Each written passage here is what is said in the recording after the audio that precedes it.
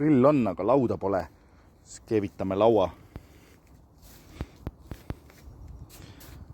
Sättisin lihtsalt kokku, selle peab kokku keevitama.